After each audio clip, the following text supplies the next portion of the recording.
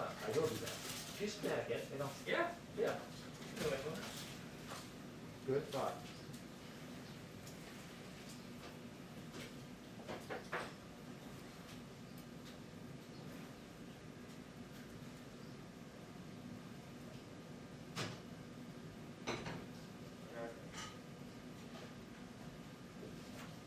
Hey, Eli, congratulations. Thank you. Seen this? That's it. Oh, I was like, you're fucking. Yeah. You have February 2nd. Congratulations. Z called me last week and I was like, I don't know what we have to do. Well, that's good. What, who was tested positive? That's great.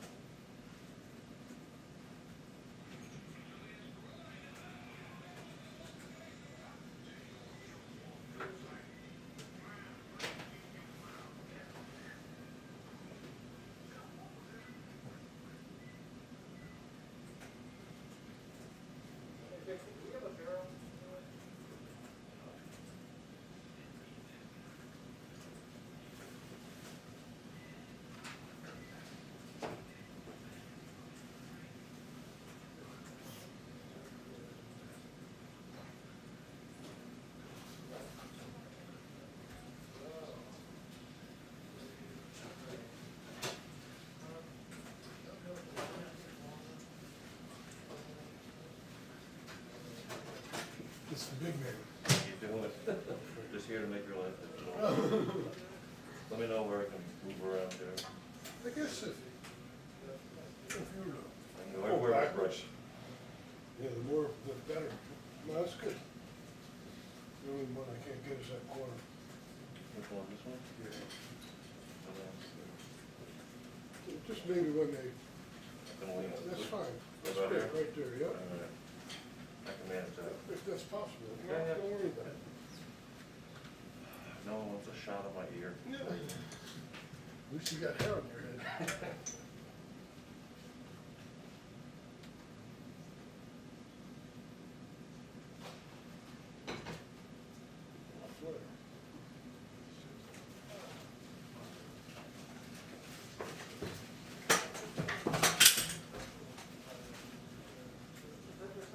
Yeah. What is this today?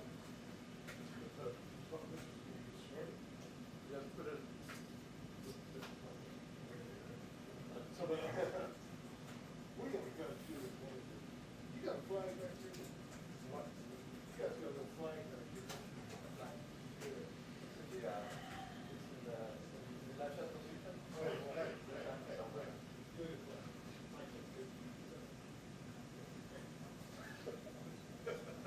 There's one like that right next to the door. Oh, that's funny, yeah, right. What's wrong here, man? Fucking man. Summer test. He's out of it.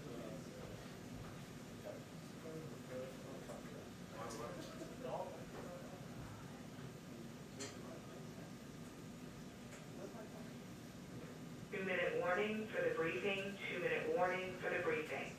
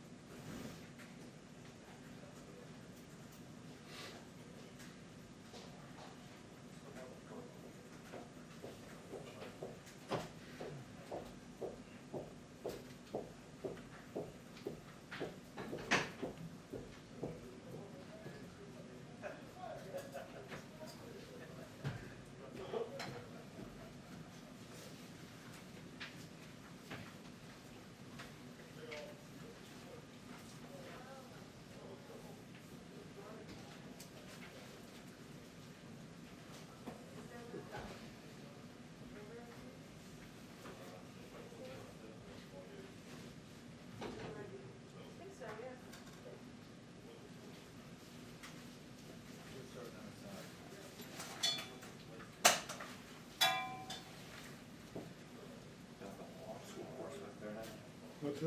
You gotta go whole obstacle course to get in there. Huh? Yeah. I like the challenge.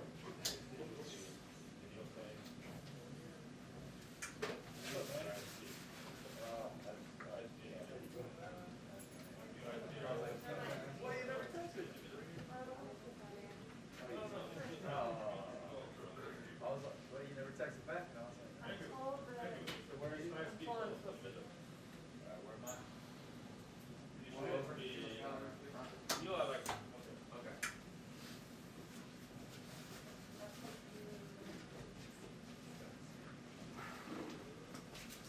Do I need to move that? I'm okay with it. Some of the consular guys might, but it'll be fine. Stop.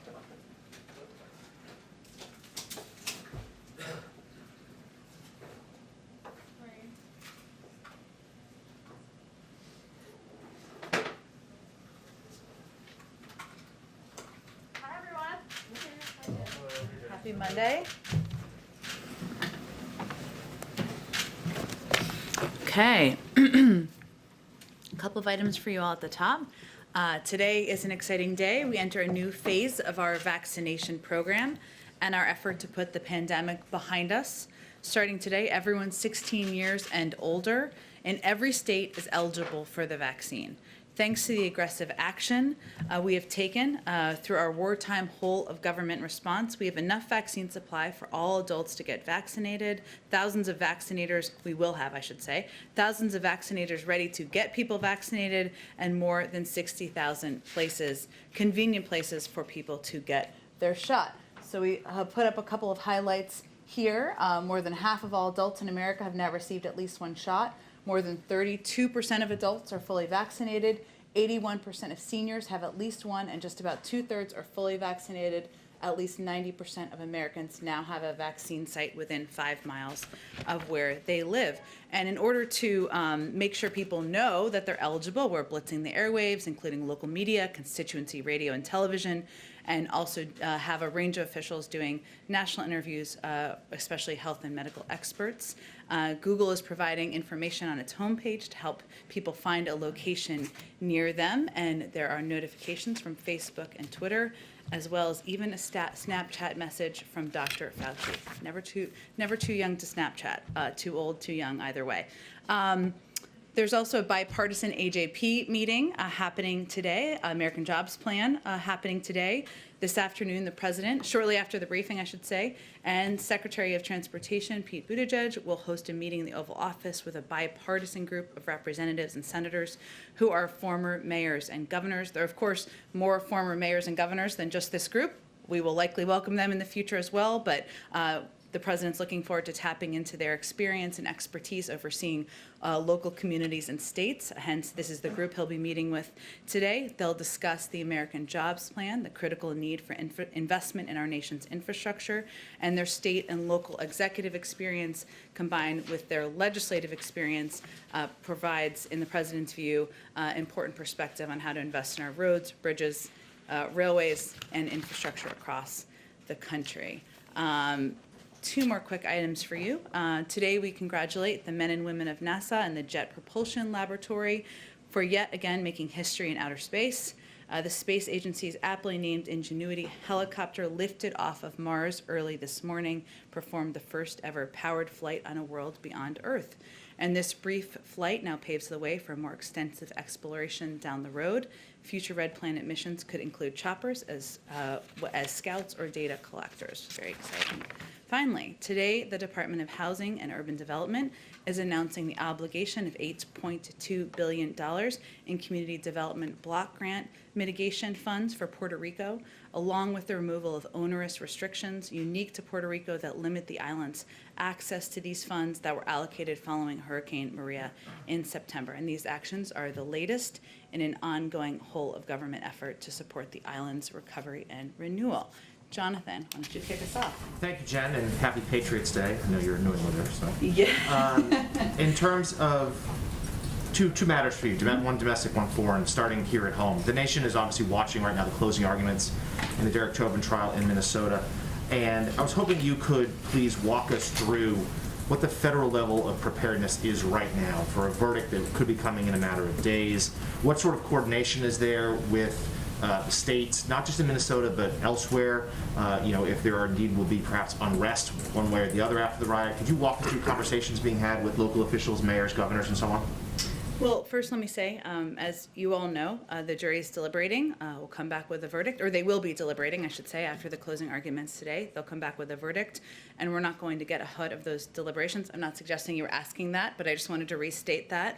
What I can say is, broadly speaking, we are in touch with mayors, governors, local authorities. Of course, our objective is to ensure there is space for peaceful protest, that we continue to convey that while this country has gone through an extensive period, especially the Black community, of pain, trauma, and exhaustion, as we've watched these, not just the trial, but of course additional violence against their community over the past several weeks. It's important to acknowledge that and elevate that at every opportunity we have. But in terms of your question, Jonathan, we're in touch with local authorities, we're in touch with states, with governors, with mayors, and certainly, we will continue to encourage peaceful protests, but we're not going to get ahead of the verdict in the trial. I understand. Is there recommendations about in terms of the National Guard and deployments? Have there been conversations about that? There's a range of conversations about how to ensure that no matter what the outcome, there is space for peaceful protest. But of course, we'll let the jury deliberate, and we'll wait for the verdict to come out before we say more about our engagements. Okay. And the other matter, Alexei Navalny, obviously in a Russian prison. There are reports today that he has been removed to a hospital for medical treatment after the hunger strike he has been on. Can you provide us the latest in terms of what the White House has heard about how he is doing, and if you believe this is an acceptable motive, if this is enough care for him, and what sort of conversations are being had right now with the Russian authorities as to that situation? Well, first, I expect today, if not now, our national security advisor is going to have a conversation with his counterpart, and we'll have a readout of that once that's concluded. That, of course, will cover a range of topics, but certainly the detention and treatment of Navalny will be a part of that. Let me say that as a reminder, in the president's first conversation with President Putin, he raised a range of concerns, including the treatment of Navalny. On March 2nd, we announced, in coordination with several key allies and partners, our response to Russia's use of a chemical weapon to poison Alexei Navalny. We continue to reiterate our view that that what happens to Mr. Navalny in the custody of the Russian government is the responsibility of the Russian government, and that they will be held accountable by the international community. As the National Security Advisor Sullivan has said, he said just yesterday, well, we're not going to telegraph our punches. If Mr. Navalny dies, well, there will be consequences to the Russian government, and we reserve those options. But in the interim, our objective is, of course, continuing to call for, push for his release, and reiterate our view that he must be treated humanely. Okay. Go ahead. Thanks, Jen. Can you explain where things stand right now when it comes to the refugee ban? First off, the White House said on Friday that actually the 15,000 cap that was set by the Trump administration remained justified. But then later you said, actually, no, the number is going to go up by May 15th. I would dispute that being our characterization on Friday, but let me walk you through what we did announce. Last week's announcement, or Friday's announcement, I should say, was an effort, an important step forward in our view, to reverse the Trump policy that banned refugees from many key regions of the world. So there were many parts of the Middle East, parts of Africa, where refugees could not apply and could not come into the United States. In part as a result of that, there were a very limited number of refugees in the low thousands that had come over in an extensive period of time during the Trump administration. That was an important step in our view. In addition, there had been refugee flights that had not traveled, had not been taking off to come to the United States, and we resumed those flights. This was always meant to be just the beginning. In the announcement we made on Friday, we were clear in the emergency presidential determination that if 15,000 is reached, a subsequent presidential determination would be issued to increase admissions as appropriate. And that is certainly our expectation. In addition, we also announced on Friday that the president, while we are assessing right now what is possible in terms of, given the fact that the processing, the asylum processing has been hollowed out from the State Department, and also the ORR, the Office of Refugee Resettlement, has also been hollowed out in terms of personnel, staffing, and financial and funding needs. We have every intention to increase the cap and to make an announcement of that by May 15th at the latest, and I expect it will be sooner than that. The president also remains committed to pursuing the aspirational goal of reaching 125,000 refugees by the end of the next fiscal year. And what role has the situation at the border, which the president called a crisis this weekend, what role has that played in decision-making around the refugee cap? Sure. Well, if I walk you back just a little bit, and hopefully this will be helpful to you, during the transition, our team made an assessment of what our refugee cap should look like. And we looked back at the last few years and assessed that because of the very low numbers, the restrictions I just mentioned that were in place, restricting refugees from coming from the middle parts of the Middle East, most of the Middle East, I should say, and Africa, we needed to go big and have a bold goal. And so that's why we set the 125,000 cap objective by the end of fiscal year 22. 62,500 was a down payment, meant to be a down payment in this year. That was why we set that goal. Now, that was an aspirational increase of 10 times what was being let in by the Trump administration. In that period of time, we came into office, the president made that announcement, put those aspirational goals out there. There were a couple things that happened. One, as you alluded to, there was an increase of unaccompanied children at the border. Our policy was always going to be to welcome those children in, find a place where they could be sheltered and treated humanely and safely. That increase and that influx, as you all know, was higher than most people, including us, anticipated. The second factor was that it took us some time to recognize how hollowed out these systems were. The Office of Refugee Resettlement, which oversees, while there have been different pots of money and different personnel, has both the resettling of refugees as well as unaccompanied children. And there are questions and have been assessments about reprogramming of funds and how we can address both at the same time. And certainly that ability and ensuring we can do that effectively has been on the president's mind.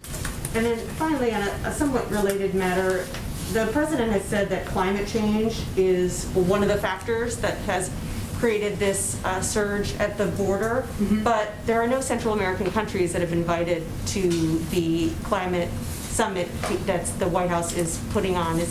How did you decide which countries to invite, and has it been considered whether or not to invite some Central American countries? Well, I'll say that engaging Central American countries in South America, many other countries around the world in the climate crisis is certainly our objective and our plan. And you will see that play out through diplomatic channels, whether it's through former Secretary Kerry, who's now our envoy, or Secretary of State Blinken, or the president himself. There were 40 global leaders invited. This is our first summit of this kind, and obviously a number of them will be speaking. So I think the decision was made about how to impact and invite, or how to invite kind of some of the largest economies in the world. That was the objective. But engagement with these countries, having a conversation about the role many of them play in addressing the climate crisis is absolutely on our diplomatic agenda beyond this summit this week. Go ahead. Go ahead, Dylan. If it is a not guilty verdict, will the president be disappointed? I think we're not going to get ahead of the jury, the legal process and the jury making their deliberations, Caitlin. And when the jury makes their deliberations and concludes and a verdict is found, I'm certain the president will speak to that. And you talked about how the White House is preparing for whatever that verdict is. Congresswoman Maxine Waters said over the weekend that we've got to stay on the street and we've got to get more active, we've got to get more confrontational, we've got to make sure that they know that we mean business. Does the president agree with what she said about getting more confrontational? Well, I can speak to the president's view. He has been very clear that he recognizes the issue of police violence against people of color, communities of color, is one of great anguish. And It's exhausting and quite emotional at times. As you know, he met with the Floyd family last year and has been closely following the trial, as we've been talking about, and is committed to undoing this long-standing systemic problem. His view is also that exercising First Amendment rights and protesting injustice is the most American thing that anyone can do. But as he also always says, protests must be peaceful. That's what he continues to call for and what he continues to believe is the right way to approach responding. Okay, thank you. And on the refugee cap, you were saying that there have been other factors that have affected what that goal is now going to be with the limit that has happened since he first announced he wanted it to be 62,500. But can you explain why 2 weeks ago, when I asked if he was committed to raising it to that number by the end of this fiscal year, you said without hesitation, yes. So I don't understand what has changed in the last 2 weeks to change those numbers, given 2 weeks ago there were the surging numbers at the border already happening. Well, first, I mean, he remains, the goal he set was 125,000 by the end of the next fiscal year. And 63,500, sorry, that was a tongue twister, is meant to be a down payment on that. And he will absolutely be putting out a cap, an increased cap, over the course in advance of May 15th. So he would absolutely like to get to that goal and reach that objective.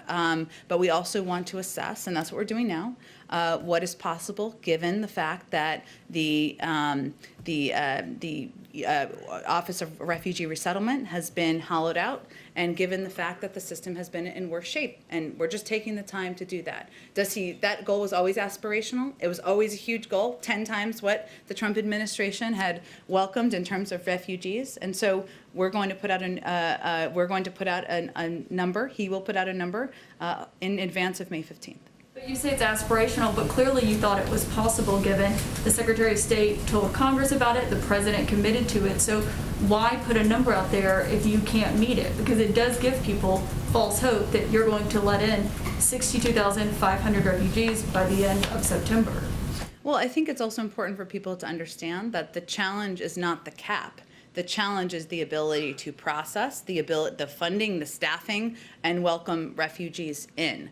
The cap is a number that anyone can set. The biggest battle to getting more refugees in during the Trump administration was the fact that there were regional limitations put in on refugees coming in from the Middle East and Africa. We've changed that cap. We've changed that policy, I should say. So the cap, the number was always going to be, we made, as I said in response to Nancy's question, we knew it was an aspirational big goal when we set it. It was going to be 10 times what the Trump administration had set as their goal. And we remain, we are looking ahead to, and we are hopeful about reaching that 125,000 number as we look to next fiscal year. But as we came in and assessed and have had time to assess, and have the teams that have had time to assess where the challenges are, we learned more about how hollowed out the systems were. We learned more about the challenges in processing. We learned more about, of course, the impact of what the influx of unaccompanied children would be on these considerations. But shouldn't you have assessed that before making a commitment?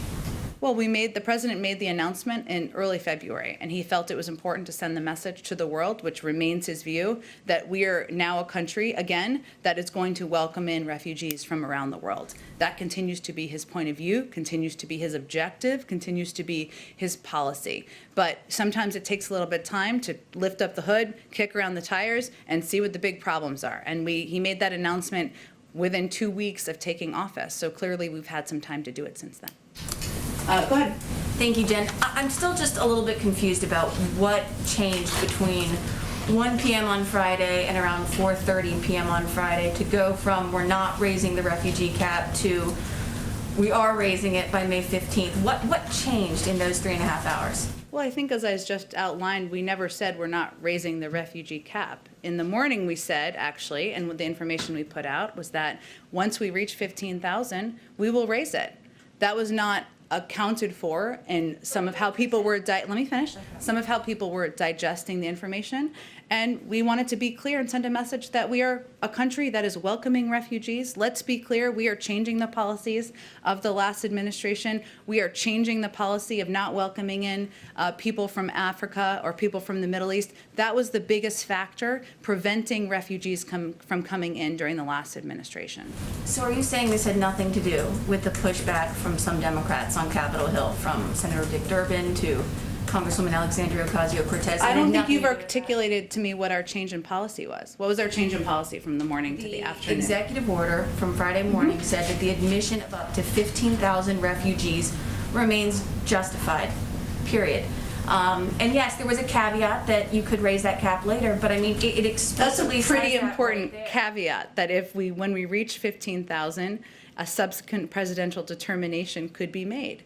And again, the biggest challenge, the biggest challenge, because people weren't understanding what we were conveying to the public and weren't conveying what we were trying to project to countries around the world.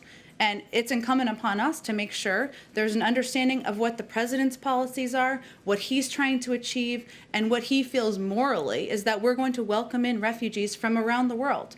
Change the policies from the past administration where they were not welcoming in refugees from the Middle East and Africa. And that was important to him to take that first step and move it forward. The line said the admission of up to 15,000 refugees remains justified. And Can you understand how some people would interpret that? Well, I think we all the have a way that we did? responsibility to provide all of the context. And so what I'm conveying is that we also included is reached that a subsequent presidential determination would be issued to increase admissions. And again, the battle is not the cap. The issue has been the limitations that have been put in place in the past. We overturned those and changed those, and it was always meant to be a first step. So back to my other question, does this have anything to do with the pushback from Democrats on Capitol Hill? I don't There think was- you've articulated what our change in policy is, so That's go not my ahead. job go to ahead. do that. That's Well, not my job to do it is that. if you're asking a question. Go I'm ahead. asking about the pushback from progressives on Capitol Hill. But Did that- what was our change from the morning to the afternoon? The change from the morning to the afternoon was that you explicitly said the admission of up to 15,000 refugees remains justified, and in the afternoon you said that the president would be raising the cap on or before May 15th. In the morning, we also said that if 15,000 is reached, that a subsequent presidential determination would be issued to increase admissions. That was not clearly understood. We felt it was incumbent upon us to make sure people understood and were clear that our objective was to welcome in more refugees, and we remain committed to our goal. And I have go ahead. one more question. Sure. President Biden over the weekend called what happened at the border a crisis. Is that now the official White House position, that there is indeed a crisis at the border? Well, let me first say that we have made some progress in moving children from out of Border Patrol facilities into shelters. Nearly 1,000 unaccompanied minors were transferred out of CBP facilities and into the care of Health and Human Services just this weekend. We still have a lot of work to do, but that is a step forward in our view. The president does not feel that children coming to our border seeking refuge from violence, economic hardships, and other dire circumstances is a crisis. He does feel that the crisis in Central America, the dire circumstances that many are fleeing from, that is a situation we need to spend our time, our effort on, and we need to address it if we're going to prevent more of an influx of migrants from coming in years to come. Go ahead. Thanks, Jen. The readout from Jake Sullivan's call just hit a little bit ago. Timely. But it didn't mention Navalny. And the Russians, of course, last week said that President Biden didn't mention him in their call. Any reason why his name hasn't been in the readouts? Well, again, I reiterated that the president's first call with President Putin, he conveyed a range of concerns we have, including the treatment of Alexei Navalny. We issued, in coordination with our European partners, a number of steps to a number of sanctions in response to the poisoning of Alexei Navalny. I obviously haven't spoken to our national security team about the call, given I was out here for the call, so I'd have to check on that for you. Then another question on the refugee cap. You mentioned the infrastructure constraints, et cetera. I mean, how close do you think you all can get to the 62,500? I mean, is there an initial projection of what you're hoping to hit for that? We want to get to that, and we want to provide that to all of you, and our team is currently assessing exactly that. And then lastly, on the Chauvin trial, we're expecting a verdict any day now. I know you said you're not going to get ahead of it, but we've also seen, but with that, we've also seen, of course, the shooting of Adam Toledo in Chicago. I mean, what is the White House doing to address policing? Are there any more executive orders in the pipeline or under consideration? I mean, what signal are you going to send to those communities? Well, there's a number of steps we've actually taken, the Department of Justice has taken. Let me first reiterate that the President has said repeatedly that he believes we need police reform.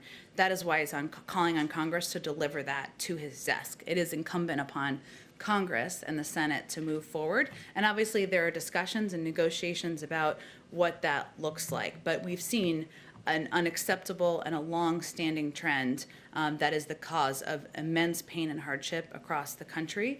During the campaign, then former Vice President Biden emphasized the importance of the Justice Department using the authority he spearheaded as a senator to investigate systemic police misconduct.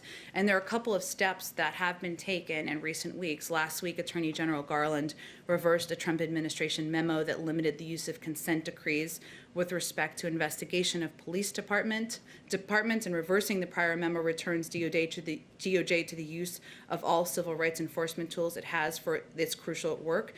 The president also pledged to appoint DOJ leadership that would prioritize pattern or practice investigations that would, of course, ensure there were that investigations into racially unfair and inappropriate conduct were taken seriously and prioritized. And he has two critical nominees pending who would do exactly that: Vanita Gupta to be Associate Attorney General and Kristen Clark to head the Civil Rights Division. He also, of course, firmly supports the George Floyd Act. As I've said, he believes there's definite urgency at this point in time, and will continue to convey that.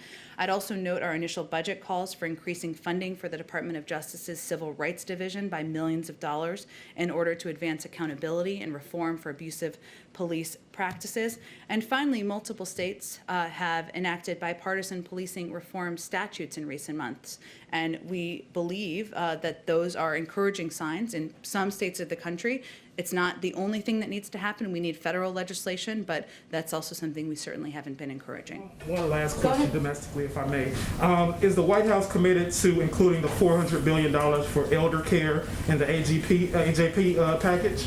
The caregiving proposal we have in there, obviously we believe that that is important, imperative, and that will help address what we see as a caregiving crisis in our country, where 2 million women have left the workforce. A lot of those women have done so because they are in what many call the sandwich generation, where you're caring for elders and you're also caring for children.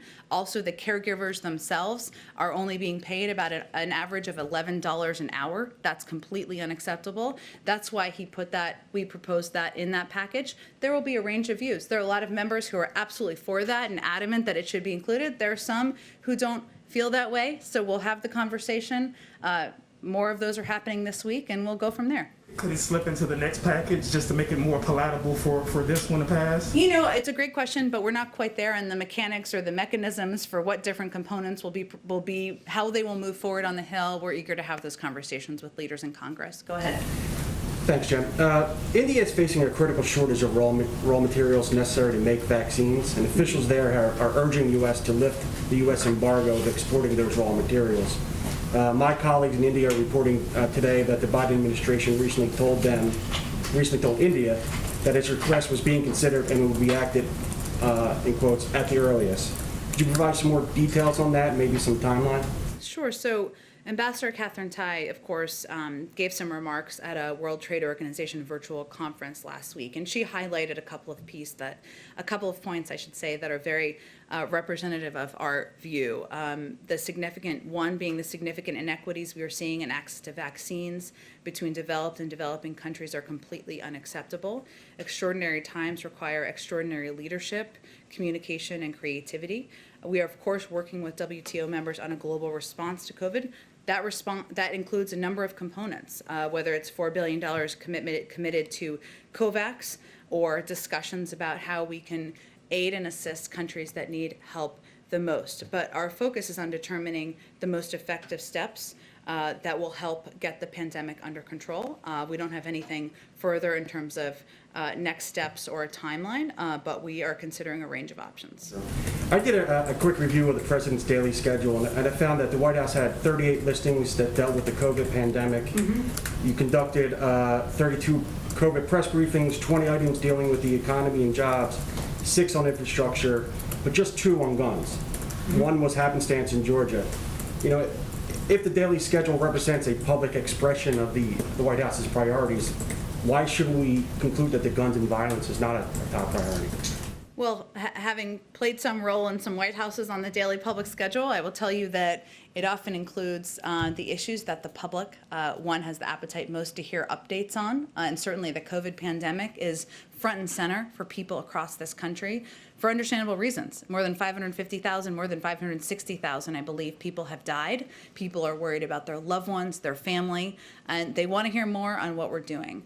I will say that there are also some discussions and policies, and to go back to an earlier question, the discussions about Alexei Navalny in a separate category are actually an example of this as well, where conversations in private can be more effective. And on guns, there's no confusion about where the president stands on guns. He spoke to this issue quite passionately on Friday. He's been an advocate through the course of his career for decades, not only verbally, but he's led the fight to get background checks in place, to ensure the assault weapons ban was placed, to led the effort to get almost 24 executive actions in place during the Obama-Biden administration, and just announced a few recently. There's no confusion about his view. The American public also supports background checks, more than 80%.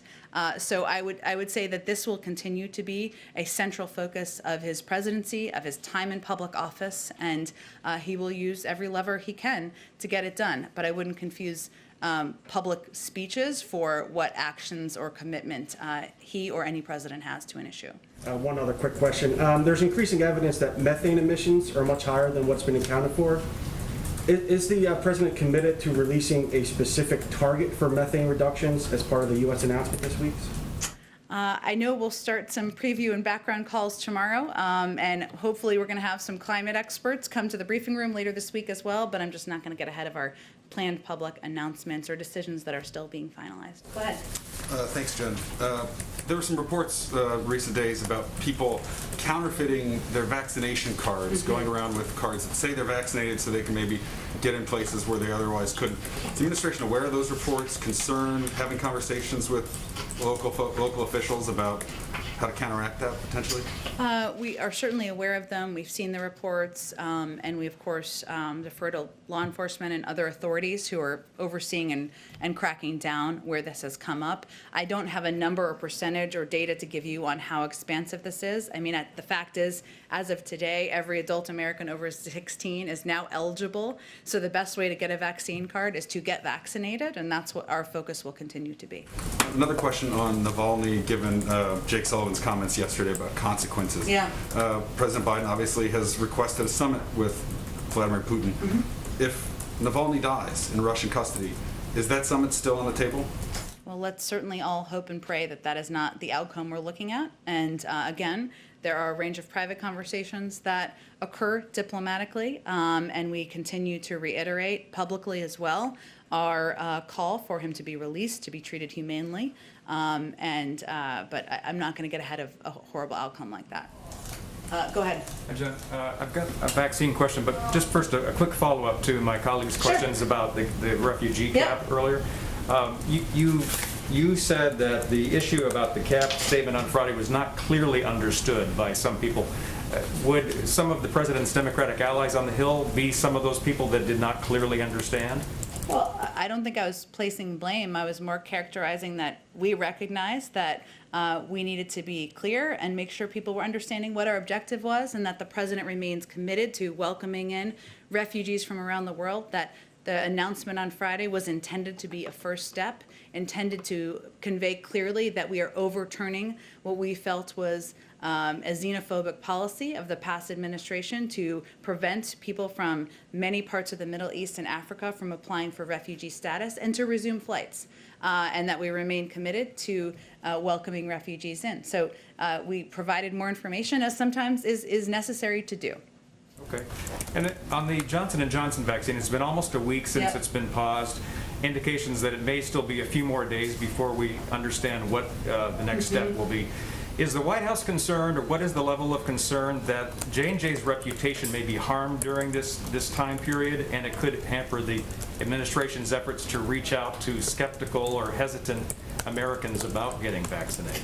Well, it's interesting. We actually haven't seen data, unless you have, which is possible, that has suggested that has been the outcome. The FDA is the gold standard. They took this step out of an abundance of caution, as they've said, to ensure that the American people could have confidence in their actions, the high level of review and the high standards that we have in the U.S. government.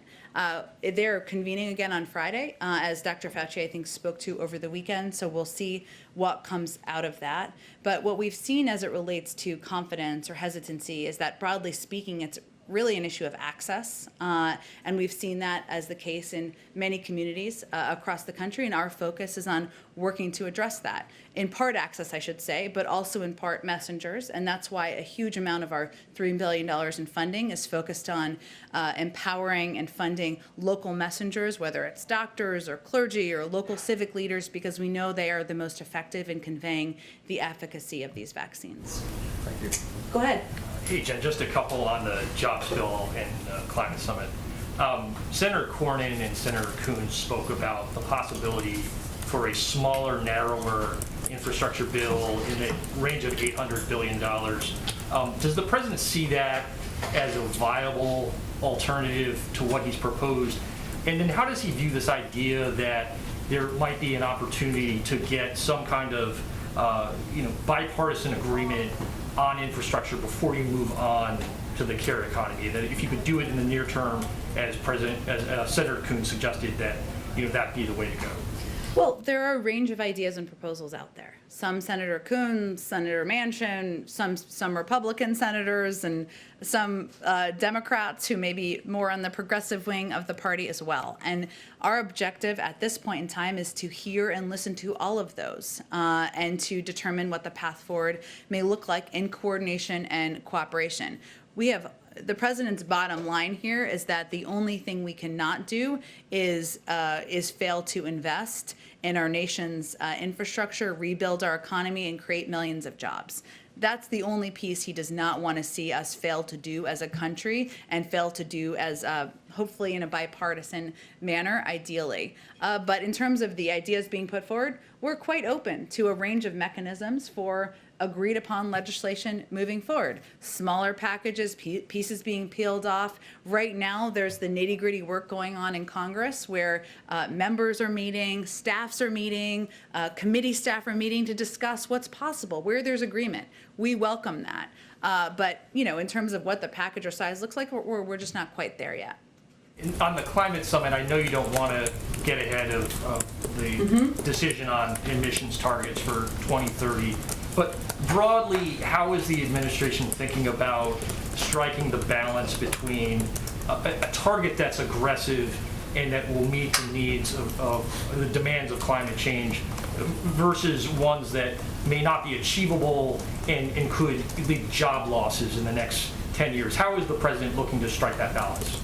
Well, the president believes that green jobs are jobs, right? I mean, they are a way to invest in and this is very central to the American Jobs Plan. And when we talk about the climate summit and how we're thinking about setting these targets and how we're going to achieve them, a big part of that is investing in areas of our economy where they're industries of the future, where we can create and build out industries and create jobs where we're also able to meet our targets that we'll set. So he thinks of them as in lockstep. And that's one of the reasons why when he put out his climate plan during the campaign, he had labor leaders and climate advocates meet together and discuss how we could work together on a path forward. But, you know, if you look at areas like electric vehicles or, weatherizing infrastructure, these are areas where there's a alignment on they're creating jobs, they're investing in industries, they're putting people back to work, and they're also doing it in a way that is,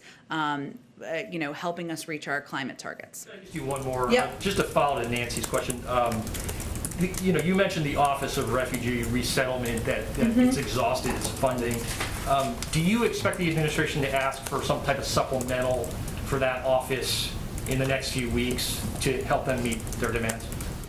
I would say the first step, there's some considerations of reprogramming funding, which is of course a factor internally.